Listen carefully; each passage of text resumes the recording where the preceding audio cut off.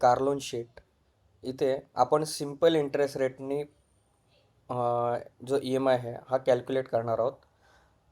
ज्या वेळेला आपण रिअल लोन घेतो ते डिमिनिशिंग इंटरेस्ट रेट असतो, म्हणजे त्यासोबत तुमची मुद्दलवरचा इंटरेस्ट कट होत असतो. पण आपण हा जो सिम्पल इंटरेस्ट रेटनी घेणार आहोत सिनारिओ, ह्याच्यामध्ये आपल्याला फक्त EMI कसे कॅल्क्युलेट करायचे, तुमची इंटरेस्ट कसा कॅल्क्युलेट करायचा असतो, त्यानंतर नंबर ऑफ इन्स्टॉलमेंट कसं, ते ह्या व्हिडिओमध्ये तुम्हाला क्लिअर कट समजून जाईल.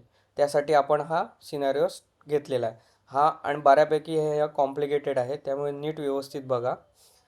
ह्याच्यामध्ये पण सगळ्या डेटामध्ये काय करायचं तर आपला हेडर असतं ते खूप इम्पॉर्टंट आहे. त्याच्यावर आपलं खालचं कॅल्क्युलेशन्स डिपेंड आहे. ठीक आहे, तर आपण पहिला डेटा समजून घेऊया.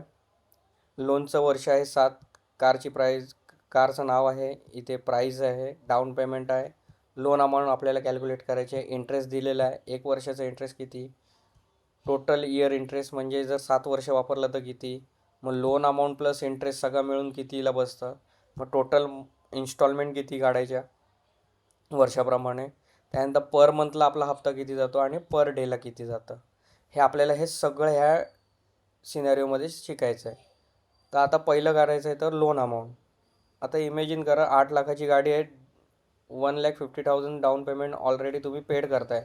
मग लोन अमाऊंट तुमचं काय होईल तर 8 लाख मायनस डाऊन पेमेंट, म्हणजे 6.5 लाखावर 6% आपल्याला 1 इयरचा इंटरेस्ट कॅल्क्युलेट करायचा आहे. तर तो कसा करणार तर 6,50,000 इंटू 6%.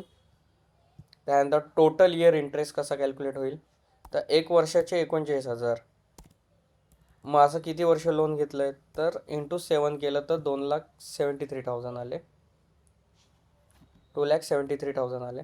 त्यानंतर loan amount plus interest, loan amount कशी काय आहे आपली तर 6,50,000 आणि टोटल इयर इंटरेस्ट किती आहे तर 2,73,000.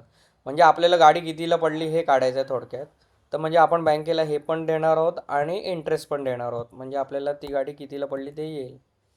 This amount plus total year interest. आता 1 वर्षासाठी आपल्याला जर 12 इन्स्टॉलमेंट भरायचे असतील तर आता इथे 7 वर्षासाठी किती भरायला लागतील हे कॅल्क्युलेट करायचं आहे, टोटल मंथ्स. म्हणजे इथे खरं टोटल इन्स्टॉलमेंट असायला पाहिजे होतं, पण टोटल मंथ्स काढायचे आहेत आपल्याला. तर 7 इंटू 12 का घेतलं कारण का एका वर्षासाठी लोन असतं तर आपण 12 इन्स्टॉलमेंट भरले असत्या, 2 वर्षासाठी असतं तर 24, त्यामुळे 7 वर्षासाठी आपल्याला किती आले तर 84 इन्स्टॉलमेंट आल्या. आता इथे काय काढायचं आहे तर आपल्याला पर मंथ. आता आपल्याला बँकेला किती रुपये द्यायचे आहेत तर 9,23,000 आणि किती इन्स्टॉलमेंटमध्ये द्यायचे आहेत 84. मग आता पर मंथ कसं काढायचं तर is equal to 9 lakhs divided बायसाठी स्लॅश 84. म्हणजे काय आलं तर प्रत्येक इन्स्टॉलमेंट ही आपली 10,988 रुपयाची असली पाहिजे, तर आपल्याला 9,23,000 हे 84 इन्स्टॉलमेंटमध्ये कवर करू. आता पर डे कसं काढायचं, आता जर समजा आपल्याला 10,988 रुपये एका महिन्याला काढायचे असतील, द्यायचे असतील, तर दिवसाला आपल्याला किती रुपये काढायला लागतील तर डिवायडेड बाय 30, म्हणजे 366 रुपये आपल्याला त्या गाडीतून अर्निंग किंवा आपला इन्कम हा 366 रुपयापेक्षा जास्त असला पाहिजे पर डेला, तर ती आपल्याला गाडी परवडू शकते. सेम काय करायचं आहे आता तुम्हाला पण काय करायचं आहे तर हे मी एक कारचं सॉल्व करून दिलं, तसंच तुम्हाला खालची जी आहे 2 नंबरची कार आहे ती सॉल्व करायची आहे आणि हॉरिझॉन्टल जायचं आहे, हे मायनस हे हे असं सॉल्व करत नाही यायचं आहे.